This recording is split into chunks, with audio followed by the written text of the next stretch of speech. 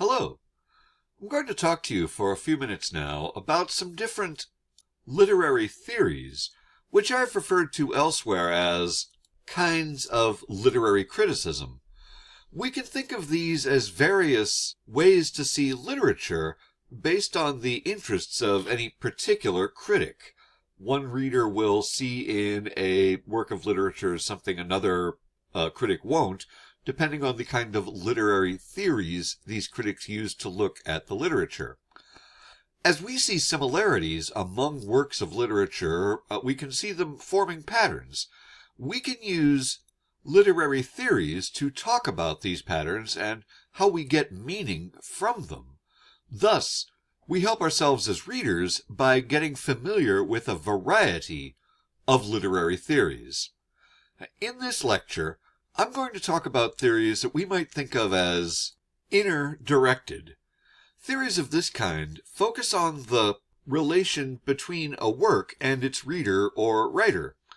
When we work as critics, we enter a little world that consists of just us, the work, and the spirit of the work's writer, expressing itself in whatever way it does through the work. With that in mind, we can use these theories, these inner-directed literary theories, to explore that little inner world. These explorations often start for us with the practice of close reading, which pays particular attention to a text's actual words and phrases.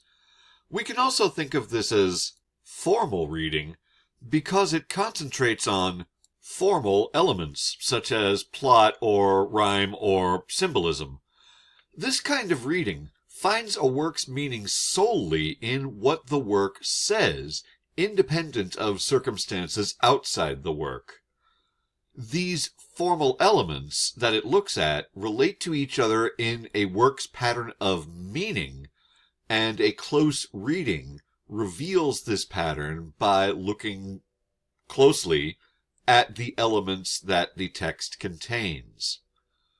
Another theory finds the work's meaning less in the work itself than in the relationship between the work and its reader, and for this reason we call it reader response criticism. It examines specifically what a reader or group of readers gets from a work of literature. The critic using a reader response theory finds a work's meaning more or less exclusively in that response. The writer's intent matters less in this theory than does the actual effect that the work has on the reader. Thus, the meaning of the work comes from that relationship between the work and its reader, the reader's response. And finally, we might consider some fairly recent theories, such as modernism, postmodernism, or deconstructionism. For these theories, a literary meaning comes from how texts relate to each other. For the modern or postmodern or deconstructionist critic, writers do their work pretty much in response to the work of other writers. Thus, we should think of a work's meaning as the product of all the other works of literature. Indeed, a deconstructionist critic might deny the possibility of meaning at all because the world of literature suffers such fragmentation. Our understanding of the possible meaning of a work of literature therefore depends on our knowledge of literature.